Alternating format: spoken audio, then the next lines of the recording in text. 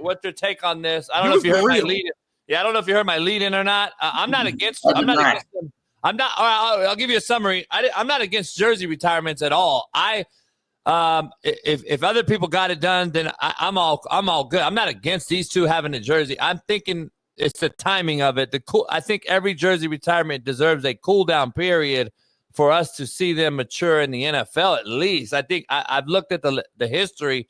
When I see Darian and Cordell and Chad Brown and other guys not retired yet at Colorado, I just have to look at this. And I agree with Darren Cheverini. I didn't see that he posted something similar. I don't know if you saw D's post, but he was like, come on, man, we have to pump our brakes. We haven't even got Darian and Cordell and guys retired yet. This is just 3 months removed from a season that basically you went 13-12, no conference titles, and especially not a natty, and we're retiring you already. You have a different take, I'm sure, because it's more heartfelt. You're an alum there. You wore a jersey there. Like, I gotta ask you this. That was kind of my summary. Yeah. I do not agree with retiring college football jerseys at any school. I think it's the worst thing you can do. I just think there's a better player coming down the pipe. I think it hurts recruiting, and I think that there's always a legacy to be had in a jersey, and I think if we take that jersey away, we eliminate that legacy from, and eventually you're going to run out of numbers. Like Caleb Williams getting retired at SC, Matt. The fuck? He wasn't even a real USC guy. Anyway, go ahead, Matt. It's yours. All right. So first off,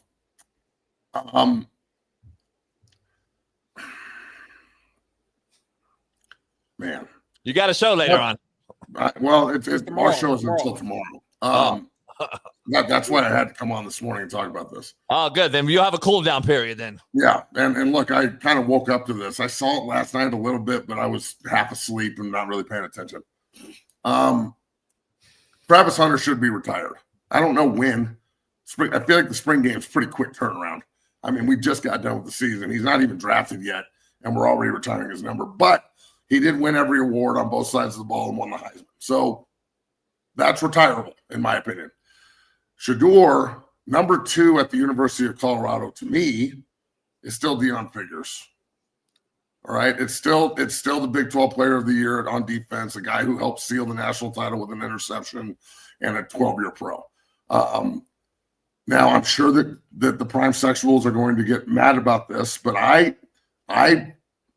when I look at the coaching staff, Andre Giroud's number is not even retired yet. I know. I mean, he's their offensive line coach. He's the best offensive lineman other than Chris Nioli that's ever played there. Chris Nioli's number's not retired. Deion Figures' number's not retired. Like, I was just going over this. It's Byron Whistler-White, Joe Romig, Rashawn Salam, rest in peace, a great friend of mine. Bobby Anderson also. And then Bobby Anderson. So those are the 4. And now it's Shedeur and Travis are just lumped into those 4.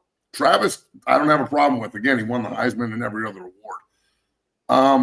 Alfred Williams, Matt, is not retired. He's not retired. And neither is Joe Garton. What's his name? Joe Garton. Joe Garton's not retired. Like, Cordell's not retired. Darian Hagan's not retired. Chris Brown's not retired.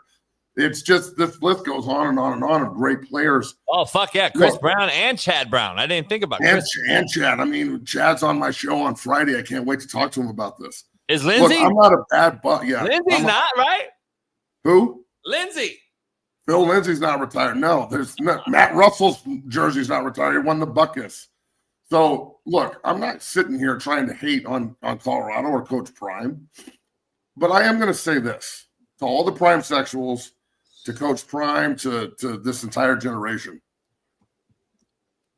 You were not the first people to ever don black and gold in Boulder. You didn't come into, I know that you resurrected a program, but in order to resurrect something, it had to be great once. So the University of Colorado has a proud history and a lot of players that played with Coach Prime and against Coach Prime. Chad Brown played against Coach Prime in the Super Bowl and played against him for God knows how many years on all those other players too.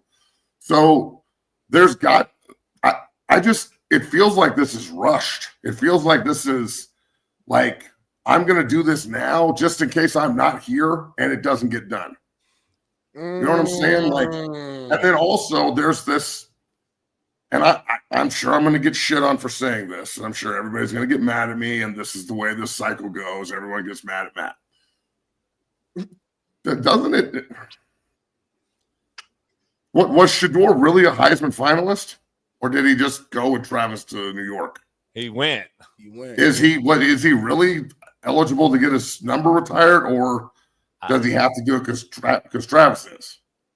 That's what I'm saying. Look, and I'm not taking anything away from Sanders. Shedeur's an incredible player. He turned around the program. He did everything he was supposed to do.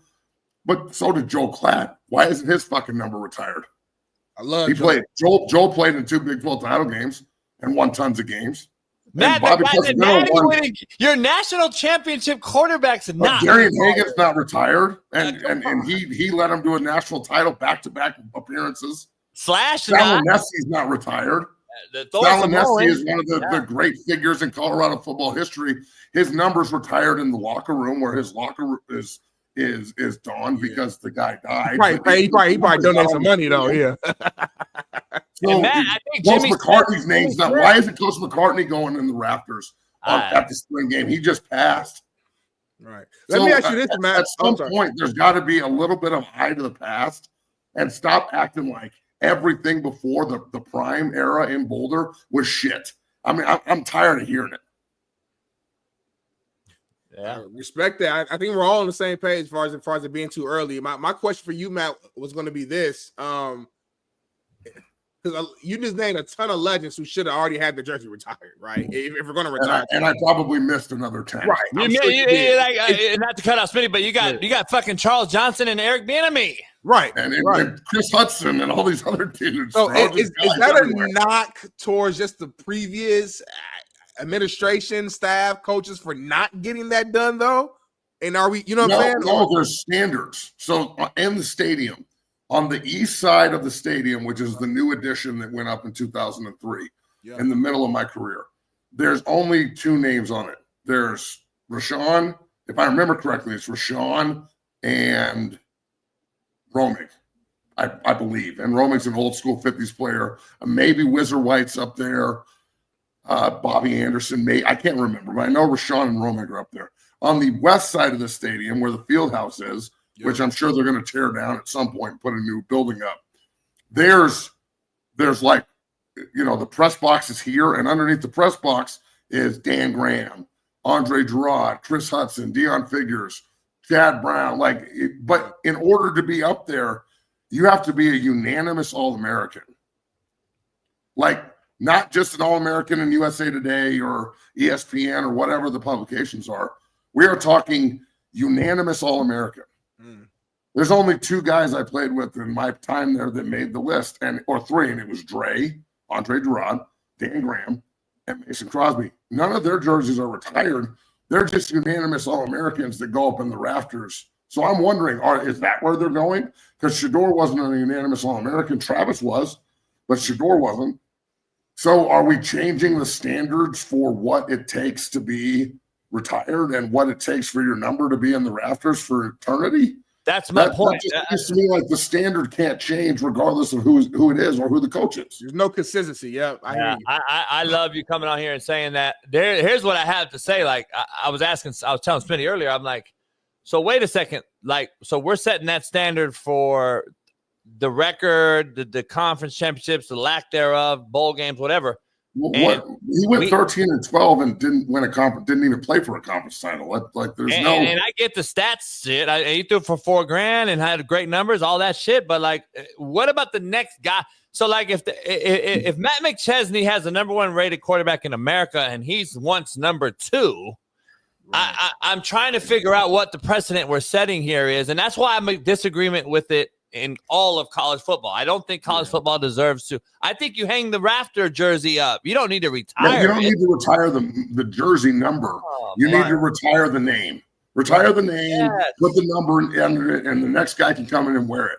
Because honestly, he shouldn't have been able to wear 2. Let's be real. Deion Figures that should have been retired. The guy won the 4th. How do you trump that, and then now you're retired? And how is it that Shedeur gets to go on the rafters, but Deion Figures doesn't?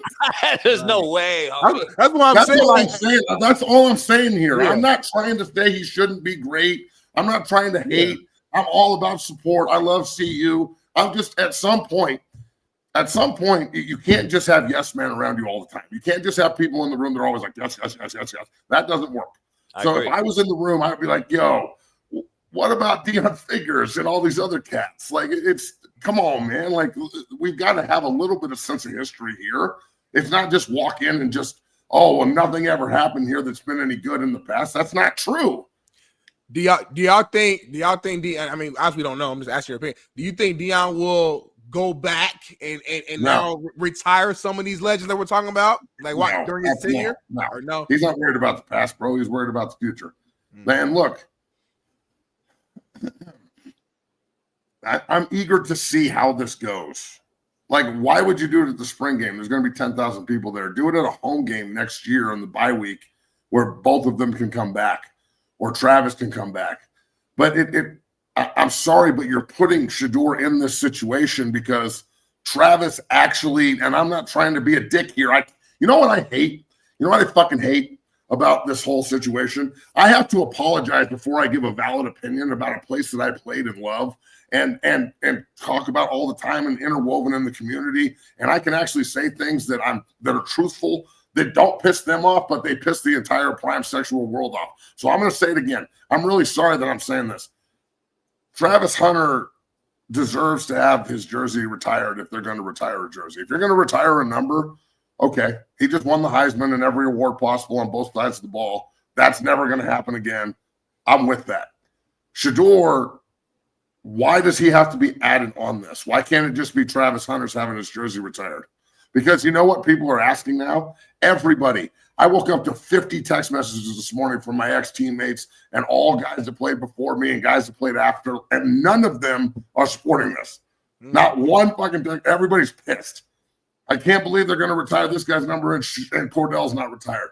Or Deion's not retired. Or, Deion Figures or Dre or Dan Graham or Mason Crosby, like all these other cats that played a long time in the NFL.